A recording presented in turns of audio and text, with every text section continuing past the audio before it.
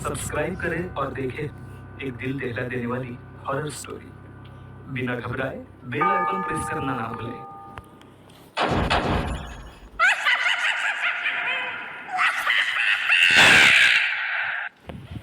रात के 12:30 बज रहे थे। कोल्हापुर में धाराशिव जाने वाली सीनियर कॉलेज के छात्रों की बस जंगल के रास्ते से गुजर रही थी। ट्रिप खत्म करके वे वापस धाराशिव आ रहे थे। दिन भर मौज मस्ती करने की वजह से और सुशील सर खर्राटे ले रहे थे। बस ड्राइवर विजय मामा भी नींद में बस चला रहे थे। उनके बगल वाली सीट पर भी उन पांडु मामा बैठे हुए थे कि तभी बस के सामने जंगली सुअरों का झुंड आया। विजय मामा ने बस जंगल में रोक दी। कुछ देर में जब रास्ता खाली हुआ तो बस फिर से चलने लगी। कुछ ही देर में विकास सर के पीछे ही दूसरी सीट पर बैठा श्याम नींद से जाग गया। श्याम की उम्र 21 साल थी। पढ़ाई में बहुत तेज था, लेकिन हमेशा अकेला रहने वाला। ना किसी से बनती थी, ना ही उसका कोई दोस्त था। वो दूसरी सीट पर अकेला बैठा हुआ था। सर टॉयलेट जाना है। सर ने आधी आंखें खोलकर खिड़की से बाहर देखा। बस अभी भी जंगल में ही थे। थोड़ी देर बैठ जाओ, जब जंगल खत्म होगा तब मुझे उठा दो, मैं बस रोक दूंगा। वे बोले और फिर आंखें बंद कर सो गए। श्याम बस की खिड़की से बाहर देखने लगा और जंगल खत्म होने का इंतजार करने लगा। कुछ ही देर में जंगल खत्म हुआ और बस वीरान जगह पर आ गई। उसने विकास सर को जगा दिया और उन्होंने ड्राइवर से बस को रोकने के लिए कहा। जैसे बस रुकी, विकास सर बोले, किसी को टॉयलेट होना है तो अभी उतर जाओ, वरना बस सीधे धाराशिव जाकर ही रुकेगी। आवाज सुनकर पिछली सीट पर बैठा श्रीकांत नींद से जाग गया। विकास सर टॉर्च लेकर पहले बस से बाहर उतर गए। उनके पीछे पीछे श्याम और श्रीकांत भी उतरे और वो दोनों अलग अलग झाड़ी के पीछे टॉयलेट करने गए। श्याम टॉयलेट करके वापस आया, लेकिन श्रीकांत अभी भी नहीं आया था कि तभी श्रीकांत जोर से चिल्लाया। उसकी आवाज सुनकर विकास सर और श्याम उसकी ओर भागे, लेकिन तभी श्रीकांत झाड़ी से बाहर आया। क्या हुआ? क्यों चिल्लाए थे? कुछ नहीं सर, चप्पल से होकर कांटा पैर में चुभा। उसकी आवाज सुनकर ड्राइवर और पियून भी नीचे उतरे थे। वो सब बस में वापस चढ़ने ही वाले थे कि तभी एक बाइक बस के सामने आकर रुक गई। अरे भाई साहब, यहाँ के नहीं हो क्या? क्या आपको पता नहीं कि इस रास्ते पर लोगों को हमेशा चकवा लगता है? बाइक चलाने वाला बोला। चकवा नाम सुनकर विकास सर बोले, हाँ पता है, हम बस से निकल ही रहे हैं। और वो सब बस में बैठ गए। सर, वो आदमी किस चक्कर के बारे में बात कर रहा था? पियून ने अगली सीट से ही मुड़कर विकास सर से पूछा। हिंदी में चकवा मतलब छलावा, छलावा मतलब भूत। कहते हैं जो लोग रात में सफर करते हुए मरते हैं, उनकी आत्मा छलावा बन जाती है। छलावा रात को सफर करते हुए यात्रियों को पकड़ लेता है और उन्हें अपने गंतव्य स्थल तक पहुंचने ही नहीं देता। वो बस उन्हें उसी जगह पर घुमाते रहता है। कितना भी भाग लो या फिर गाड़ी तेज भगाओ, आप उसी जगह पर आप पहुंच जाओगे जहां आपको छलावा ने पकड़ लिया था। या फिर वो लोग रास्ते से भटक जाएंगे और उस जगह पहुंच जाएंगे जहां पर छलावा उन्हें ले जाना चाहता है। विकास सर ने बताया। इसके बाद ड्राइवर बोला, और यात्री रात भर उसी जगह पर बार-बार घूमते हैं। वो तब तक रास्ता भटकते हैं जब तक सूरज ना उगे। जैसे ही सूरज उगता है, उनकी ताकत कम हो जाती है। मेरे कुछ ड्राइवर दोस्त हैं, उनको भी छलावा ने पकड़ लिया था। कहते हैं छलावा बस उन्हीं यात्रियों को पकड़ता है जो थके हुए होते हैं, क्योंकि उन पर हावी होना बहुत आसान होता है ना। फिर तो छलावा बहुत ही खतरनाक है। पियून घबराते हुए बोला, अरे कुछ खतरनाक नहीं है, ये सब अंधविश्वास है। ड्राइवर जब थक जाता है तो रात में उसे रास्ता समझना मुश्किल हो जाता है, इसलिए उसे भ्रम हो जाते हैं और वो रास्ता भटकता है। इसे ही अनपढ़ लोगों ने भूत यानी चकवा या छलावा का नाम दिया है। विकास सर बोले। ये सभी बातें श्याम और श्रीकांत सुन रहे थे। सर, छलावे होते हैं और कुछ छलावे तो जानलेवा भी होते हैं। मेरे दादाजी को छलावे ने इतना परेशान किया था कि मरते मरते बचे थे। रात को जितने भी एक्सीडेंट होते हैं, उनमें से कुछ न कुछ एक्सीडेंट छलावे के कारण ही होते हैं। वो रात के बेरहम शिकार होते हैं। यात्रियों की थकान और डर ही उनकी ताकत होती है। शिकारियों की तरह ही वे यात्रियों को डराते हैं, भगाते हैं और उनकी जान लेकर उनका शिकार करते हैं। हमें बस इतना पता चलता है कि कार एक्सीडेंट में उनकी मौत हो गई है, लेकिन मौत का कारण छलावा ही होता है सर। श्याम ने डरावनी आवाज में कहा। सर, इसका कुछ मत सुनो। इसकी बुआ राइटर है, उन्हीं से सुनी होंगी ये बातें। और राइटर लोगों का तो काम ही होता है बातें बनाना, उसी से तो उनका घर चलता है। पिछली सीट पर बैठे श्रीकांत ने कहा, श्रीकांत चुप हो जाओ और सो जाओ, उन्होंने डांटते हुए कहा और उसके बाद सभी लोगों ने आंखें बंद कर ली और सो गए। कुछ समय बीता, शाम अभी भी जाग रहा था और खिड़की से बाहर देख रहा था। बस किसी जंगल के बीचों बीच से गुजर रही थी कि तभी उसने देखा कि रास्ते के किनारे एक बंद पड़ी चाय की टपरी है। लेकिन ये चाय की टपरी तो मैंने पीछे भी पहले वाले जंगल में देखी थी। वो मन ही मन बोला और खिड़की के बाहर देखने लगा। तब उसे पता चला कि वो तो वही जंगल है जो वीरान जगह से पहले आया था। वह भागते हुए ड्राइवर के पास गया। विजय मामा नींद में बस चला रहे थे। बीच बीच में आंखें झपका रहे थे। विजय मामा, बस कौन से जंगल में है? होगी किसी जंगल में, रास्ते में जंगल का मैं क्या? नहीं मामा, हम वापस उसी जंगल में पहुंच गए हैं जहाँ पर बस के सामने जंगली सुअर आ गए थे। नहीं बेटा, तुम्हें कुछ तो गलतफहमी हो रही है। वो जंगल तो कब का पीछे छूट गए ना। उनकी बहस सुनकर विकास सर नींद से जाग गए। क्या हुआ श्याम? सर, हमें छलावा लग चुका है। उसने हमें पकड़ लिया है क्योंकि बस वापस उसी जंगल में आई है जहाँ से पहले गुजरी थी। लेकिन विकास सर भी ड्राइवर की तरह उस पर विश्वास नहीं कर रहे थे। सर, अगर आपको मेरी बात पर यकीन नहीं हो रहा है तो बाहर देखो। अभी कुछ देर रास्ते के किनारे एक ट्रक दिखाई देगा जो एक्सीडेंट में पलटी हो चुका है। और कुछ ही देर में रास्ते के किनारे सभी को पलटी हुई ट्रक दिखाई दी। ये देखकर सभी हैरान हो गए थे। ड्राइवर ने भी मान लिया कि श्याम सच बोल रहा है कि तभी जंगल खत्म हो गया और बस वही सुनसान वीरान जगह पर पहुंच गई जहां पर वो कुछ देर पहले टॉयलेट करने के लिए रोक दी गई थी। ये देखकर सभी की आंखें फटी की फटी रह गई थी। विकास सर की तो बत्ती ही गोल हो गई थी। श्रीकांत पिछले सीट से आगे आ चुका था। सबके चेहरे का रंग उड़ गया था। बस अभी भी रास्ते पर चल रही थी कि तभी वो फिर से वापस वही जंगल में पहुंच गई। वो सभी जान गए कि उन्हें छलावा ने पकड़ लिया है। ड्राइवर कोई दूसरा रास्ता मिलता है या नहीं ये देख रहा था, लेकिन फिर भी बस वापस उसी जंगल में आ जाती थी। ऐसा लग रहा था कि मानो पूरी दुनिया में बस वही एक रास्ता है जो घूम फिर कर उसी जंगल में ले आता है। सर, अब इस छलावे से कैसे निकले? मैंने सुना है कि छलावे से बाहर तभी निकल सकते हैं जब सुबह हो जाए। इसका मतलब हमें रात भर इसी सड़क से गुजरना होगा, जंगल से वीराने में और वीराने से जंगल में। क्यों ना हम सुबह होने का इंतजार करते हुए उसी वीरान जगह पर रुक जाए। ड्राइवर बस चलाते हुए बोला। लेकिन शायद मैंने सुना है कि छलावे में रुकना ठीक बात नहीं है। नहीं सर, मेरी बुआ ने बताया था कि अगर सेफ जगह मिल जाए तो रुकने में कोई परेशानी नहीं है। बस इतना ही बताया तुमने? और कोई तरीका नहीं है क्या? है, लेकिन वो अभी के लिए नहीं है। और वैसे भी अगर जिस छलावे ने हमें पकड़ा है, अगर वो कमजोर हुआ तो उसकी शक्तियाँ कुछ ही देर में कमजोर हो जाएंगी और हम छलावे से छूट जाएंगे। फिर वो छलावा हमें नहीं पकड़ सकता। इन सभी की बातें सुनकर सोए हुए सुशील सर जाग गए। अरे क्या हुआ? आ गया क्या मेरा मुर्गा? सुशील सर उबासी लेते हुए बोले। तभी सभी ने उन्हें घटी हुई घटना बता दी। ये सुनकर सुशील सर के तो मानो होश ही उड़ गए। लेकिन तभी ड्राइवर जोर से चिल्लाया, सर, आगे एक गांव आया है। ये सुनकर सभी लोग ड्राइवर की तरफ भागे। तब उन्हें रास्ते के किनारे एक बोर्ड दिखाई दिया जिस पर लिखा था, बोरगांव में आपका स्वागत है। ये देख सुशील सर जोर से चिल्लाए, ये तो मेरा गांव है, लेकिन हम यहाँ इतने जल्दी कैसे पहुँचे? हमें तो कोल्हापुर से निकले मुश्किल से 2 घंटे हो गए हैं और मेरा गांव कोल्हापुर से 6-7 घंटे की दूरी पर। ये आपका गांव नहीं है सर, छलावा है। आपके मुंह से बोरगांव का नाम सुनकर छलावा हमें बोरगांव दिखाकर गुमराह कर रहा है। लेकिन अच्छा हुआ बोरगांव आ गया। मुझे लगता है कि हमें यहाँ पर सुरक्षित जगह ढूंढकर छिप जाना चाहिए। और सुशील सर के घर से ज्यादा सुरक्षित किसका घर हो सकता है? लेकिन सर, छलावे में एक जगह पर रुकना खतरे से खाली नहीं है और छलावा खुद में ही खतरा है।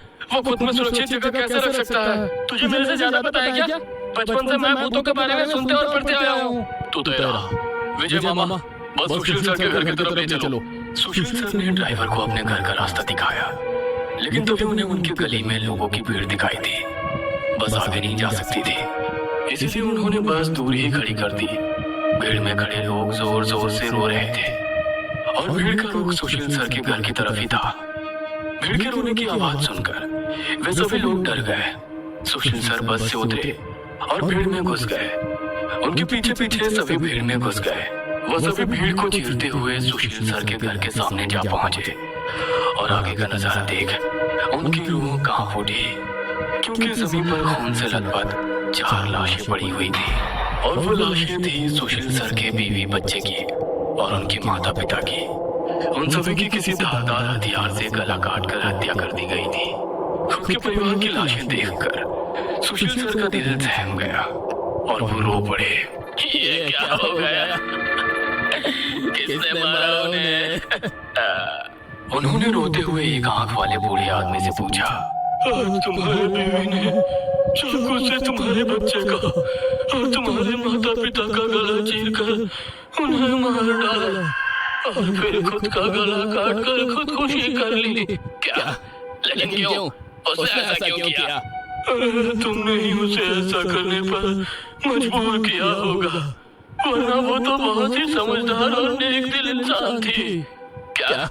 शादी के इतने सालों बाद भी मैंने उसे कभी रुलाया नहीं है और आप मुझ पर इल्जाम लगा रहे हैं। तुमने ही उसे ऐसा करने पर मजबूर किया है। ये लो चाकू और अपनी जान देकर अपने गुनाह का प्रायश्चित कर लो। वैसे भी तुम अकेले इस दुनिया में जीकर क्या करोगे? खुद की जान दे दो, वरना उनकी आत्मा को कभी शांति नहीं मिलेगी। न जाने सुशील सर को क्या हुआ, वो उस आदमी की बातों में आ गए। ऐसा लग रहा था कि वो उसकी बातों से वश में आ गए थे। उन्होंने वो चाकू अपने हाथ में लिया और रोते हुए बोले, हाँ, मैं प्रायश्चित करूंगा, मैं अपनी जान दूंगा। वैसे पास खड़े ड्राइवर ने उन्हें रोका। अरे सर, ये आप क्या कर रहे हो?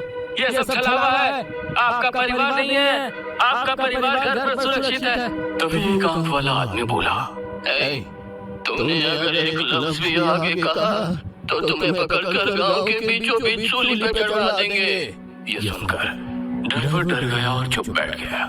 सुशील सर ने जमीन पर बैठकर चाकू की धार अपने गले पर रखी। सर, ऐसा मत करिए, ये सब कुछ छलावा है, इसके चंगुल में मत फंसिए सर। लेकिन फिर भी सर होश में नहीं आ रहे थे। किसी प्यून ने गुस्से में आकर उनको चांटा मारा। तब जाकर वो होश में आ गए और उन्होंने चाकू नीचे फेंक दिया। ये देख एक आंख वाला आदमी गुस्सा हो गया। भाइयों, इन लोगों को भीड़ से बाहर निकाल दो, इन्हें हम बाद में देखेंगे, पहले इस सुशील के बच्चे को पकड़ लो। ये सुनकर भीड़ में खड़े लोगों ने सभी को भीड़ से बाहर कर दिया। श्रीकांत, विकास सर, प्यून और ड्राइवर भीड़ के अंदर घुसने की कोशिश कर रहे थे, लेकिन अंदर घुस नहीं पा रहे थे। सुशील सर के हाथ पैर बांधकर उन्हें जमीन पर बिठाया गया। सुशील सर अपनी जान की भीख मांग रहे थे। मुझे बचाओ, विकास सर, मामा, मुझे प्लीज बचाओ, मुझे बचाओ। वो चिल्ला रहे थे कि तभी एक आंख वाले आदमी ने चाकू से सुशील सर का गला काटा और उनका सर धड़ से अलग कर दिया। उसने उनका सर हाथ में पकड़ा और भीड़ के बाहर हवा में फेंक दिया। वो सीधे श्रीकांत और श्याम के सामने आ गिरा। वो दोनों चीखे। तभी एक आंख वाला आदमी बोला, भाइयों, इन शहरी लोगों ने सुशील को बचाने की जरूरत की है, उन्हें भी पकड़कर उनका गला काट दो। वैसे भीड़ में खड़े लोग इन सब लोगों की तरफ मुड़े। वो गुस्से से इनकी तरफ देख रहे थे। तभी उन्हें बस के हॉर्न की आवाज आई। जल्दी से भागो, जल्दी करो। कुछ ही दूर बस में बैठे ड्राइवर मामा चिल्लाए। उनकी आवाज सुनते ही श्याम, श्रीकांत, विकास सर और प्यून बस की तरफ भागे। भीड़ उनका पीछा कर रही थी। ये सभी लोग जैसे तैसे बस में चढ़ गए। गांव वालों ने बस पर पथराव किया। बस के कांच टूटकर बच्चों के शरीर में उसके टुकड़े घुस गए, लेकिन उसमें से कोई भी नींद से जागा नहीं था, क्योंकि वो सब छलावे के प्रभाव से मोहित होकर सो गए थे। श्याम, विकास सर और श्रीकांत के शरीर में भी कांच के टुकड़े घुस गए थे।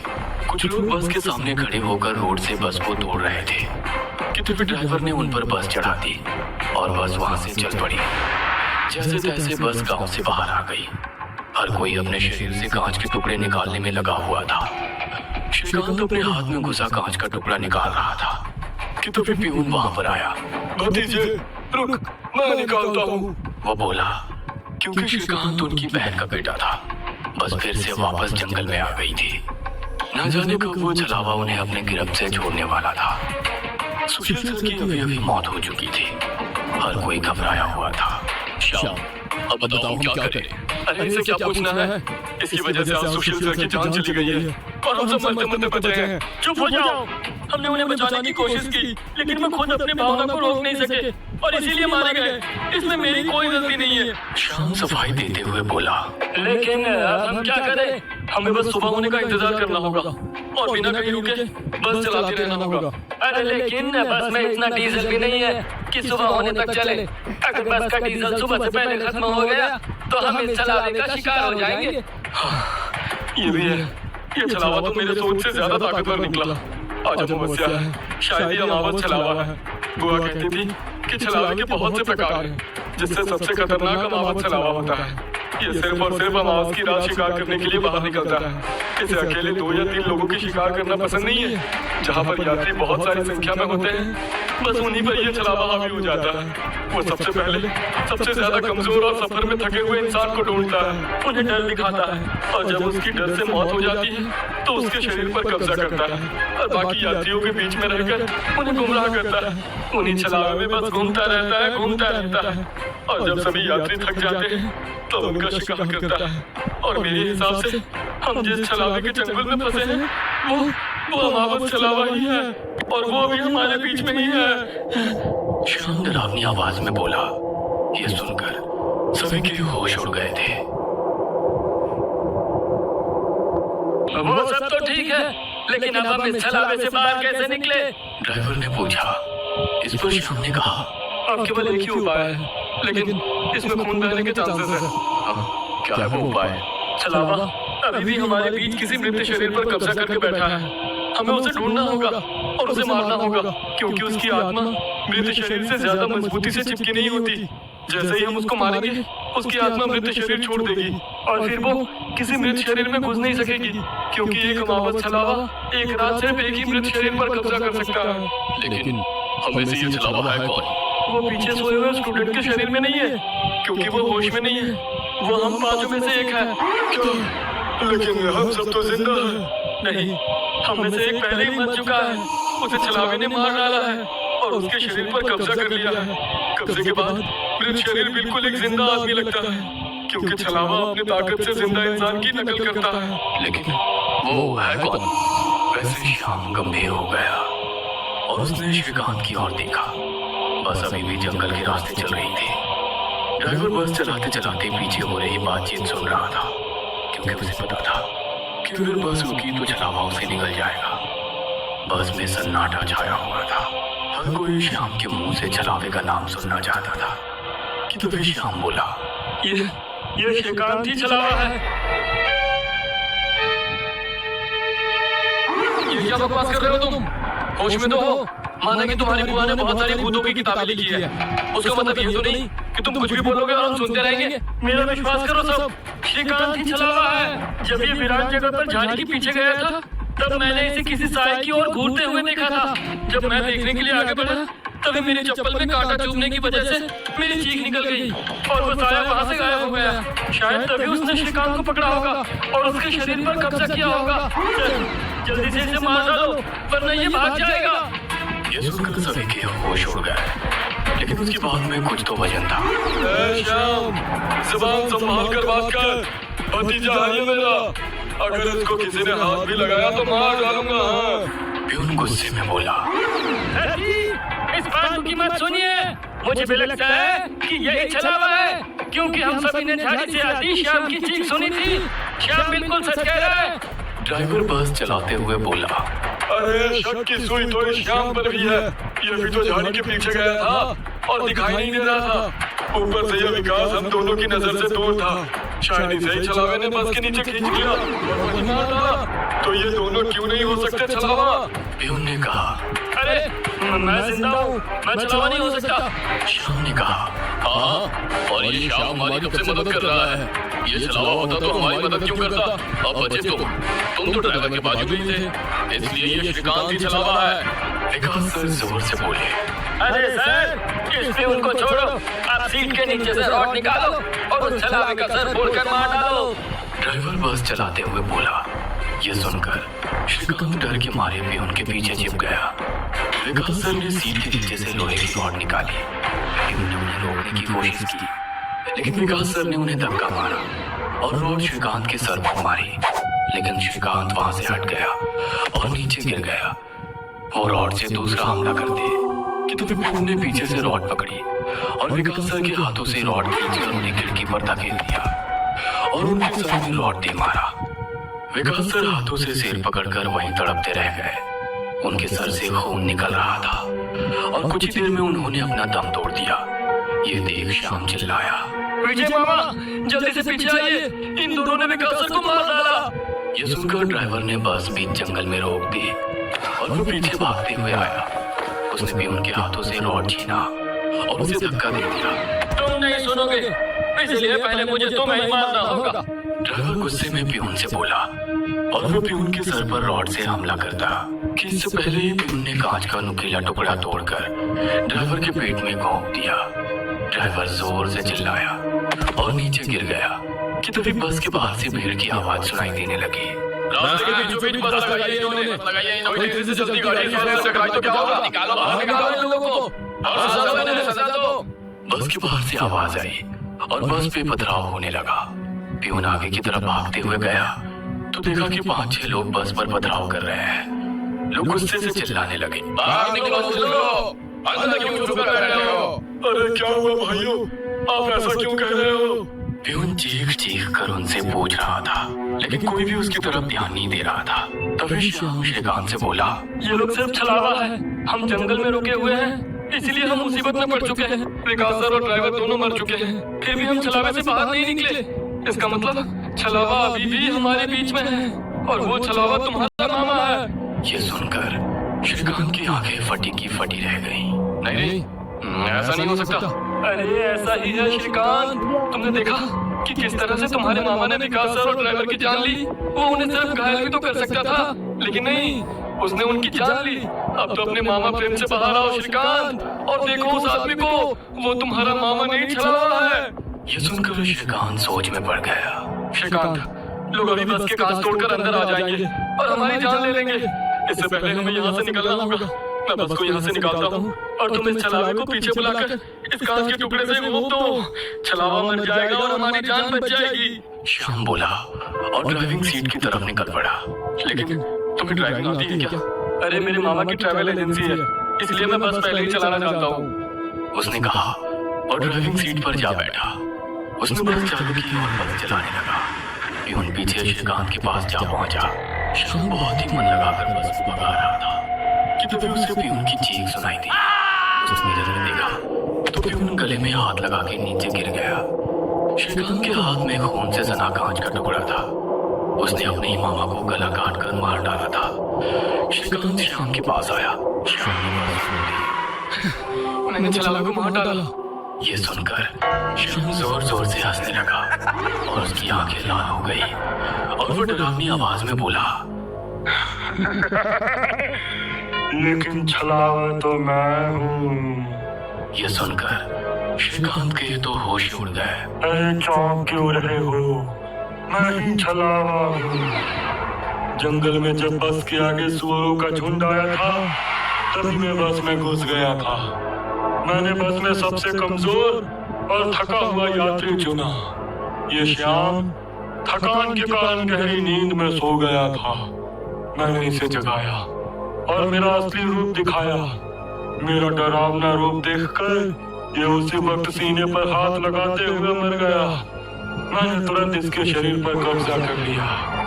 तभी मैंने जाना कि पिछली सीट पर बैठा एक लड़का, मतलब कि तू, आधी नींद में था और टॉयलेट जाने के विचार में था, और मैंने अपना खेल शुरू कर दिया। मैंने बस में बैठे सभी को छलावे की कहानी सुनाकर डरा दिया, क्योंकि डर ही मेरा सबसे बड़ा हथियार है। मैंने जानबूझकर तुम सबको गुमराह किया और सुशील सर के गांव ले गया और तुम्हें छलावे में रुकने के लिए मजबूर किया और सुशील सर की जान ली। मैंने ही विकास सर, तेरा मामा और ड्राइवर को एक दूसरे से लड़ाया ताकि वो आपस में लड़ लड़ कर मर सके, और आखिर मैंने तुम्हारे हाथों से ही तुम्हारे मामा का खून करवाया। ऐसा कहकर वो हंसने लगा। यही मेरा खेल, यानी कि शिकार थी। तूने अपने ही मामा की जान ली, उस मामा की जिसने तुम्हें बचाने के लिए अपनी जान पर खेलकर 2 आदमियों की जान ली। अब तुम्हारा जीकर क्या फायदा। ये सुनकर श्रीकांत की आंखों में आंसू आ गए। उसे अपनी गलती का एहसास हो गया। श्रीकांत, आओ बैठ जाओ इस ड्राइविंग सीट पे और ठोक दो इसे किसी पेड़ पे। ले लो खुद की और इन सभी यात्रियों की जान। छलावा श्रीकांत की आंखों में देखकर बोला। शायद उन लाल आंखों का जादू श्रीकांत पे हो रहा था।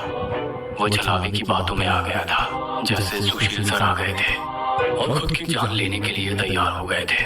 शायद श्रीकांत को अपने किए का पछतावा हो रहा था और वो छलावे की बात मानने वाला था कि तभी श्रीकांत ने अपने आंसू पोंछे और वो जोर से चिल्लाया।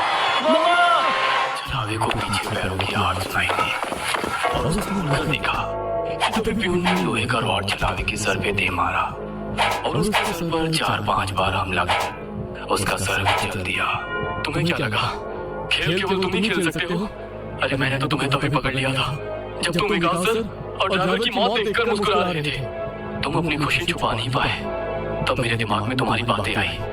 जानबूझकर तुमने हमें गुमराह करके छलावे में रोका और तुम्हारी वजह से सुशील सर की जान गई। तुमने मुझ पर ही छलावा होने का इल्जाम लगाया, हाँ? और मेरे मामा विकास सर और ड्राइवर की भी जान लगा दी और बाद में तुमने मुझे ही मेरे मामा को मारने के लिए कहा। और हद तो तब हो गई जब तुमने कहा कि तुम्हारे मामा की ट्रैवल एजेंसी है, जबकि श्याम का मामा तो हमारे कॉलेज के बाहर गोलगप्पे का ठेला लगाता है। श्रीकांत ने अपने मामा के हाथों से लोहे की रॉड ली और छलावे से बोला, अब तुम चैन से शिकार करने के लिए अगले अमावस की रात का इंतजार करो, क्योंकि आज तुम खुद शिकार हो गए हो। और ऐसा कहकर उसने एक रॉड का वार उसके कुचले सर पे कर दिया और उसके शरीर से छलावा काले धुएं के रूप में बाहर निकला और बस के बाहर निकल गया। और जैसे ही छलावा बस से बाहर निकल गया, सभी स्टूडेंट्स नींद से बाहर आ गए। आज पहली बार कोई अमावस छलावा किसी यात्री से हारा हुआ था। बस के ऊपर हवा में उड़ता हुआ छलावा दर्द से तड़पने लगा और चिल्लाते हुए हवा में निकल गया। उस छलावे को अपनी योनि से मुक्ति मिल गई, क्योंकि ये सृष्टि का नियम है कि जब भी कोई छलावा इंसान से हारता है, उसका अंत हो जाता है और उसे मुक्ति मिल जाती है। आधी रात का समय था। एक गाड़ी हवा से बातें करती लोनावला की घुमावदार सड़कों पर दौड़ी चली जा रही थी। गाड़ी के अंदर तेज म्यूजिक चल रहा था और अंदर बैठे चारों नौजवानों अक्षय, रवि, आयशा और आदि ने अपने